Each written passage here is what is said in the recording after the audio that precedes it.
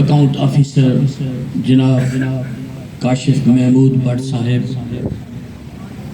صدر آل Pakistan clerk association جناب احمد خان صاحب، موسٹ ریسپیکٹیبل نعت خان، حاضرین السلام علیکم۔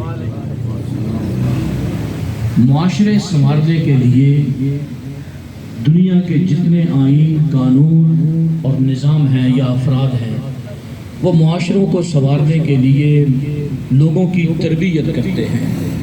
ہمارے ہاں مسلمانوں میں سب سے اچھی تربیت حضور پاک صلی اللہ تعالیٰ علیہ وسلم کا ذکر مبارک ہے، جس کی وساطت سے لوگوں کی ذہنی تربیت کی جاتی ہے، اور پھر وہ ذہنی تربیت ان کے گھروں میں جاتی ہے، محلے میں جاتی ہے، مسجدوں میں جاتی ہے، دفاتر میں جاتی ہے، اور ہر جگہ وہ تربیت اللہ کی مخلوق کے کام آتی ہے۔ میں بہت شکر گزار ہوں آج ایک انتہائی امپورٹنٹ ادارے کا، جنہوں نے فقیر کو بھی موقع دیا اور حضور کے ذکر کی محفل سجائی۔ اپنی لکھی ایک نعت آپ کی نظر کر رہا ہوں، سماعت فرمائیں۔ یا رسول اللہ، میری دنیا کو بنانے کے لیے آپ آئے، میری دنیا کو بنانے کے لیے آپ آئے، اور میرے ہر دکھ کو مٹانے کے لیے آپ آئے۔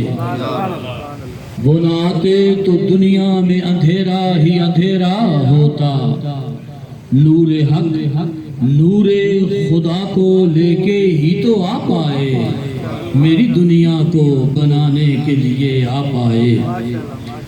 اور خوب معلوم ہے ٹھکانہ ہے میرا نار جہنم، یا رسول اللہ خوب معلوم ہے ٹھکانہ ہے میرا نار جہنم، آقا مجھ کو ان گڑھوں سے بچانے کے لیے آپ آئے۔ اور ہم تو دنیا کی ہوس میں ہی تڑپتے رہتے، ہم تو دنیا کی ہوس میں ہی تڑپتے رہتے، منزل حق کو دکھانے کے لیے آپ آئے۔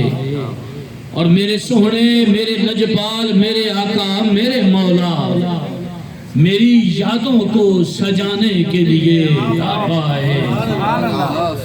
اور لفظ اللہ کا پتہ ہم کو ملا آپ سے ہے، یا رسول اللہ لفظ اللہ کا پتہ ہم کو ملا آپ سے ہے، ذکر اللہ، ذکر توحید بچانے کے لیے آپ آئے۔ اور یا نبی اللہ، یا حبیب اللہ، کہو سب یا رسول اللہ، یہ سبھی نعرے بتانے کے لیے آپ آئے۔ اور میں تو مر کر بھی زندہ ہی رہوں گا طاہر، میں تو مر کر بھی زندہ ہی رہوں گا طاہر، مجھ کو ہر وقت بچانے کے لیے آپ آئے۔ آپ کا بہت شکریہ۔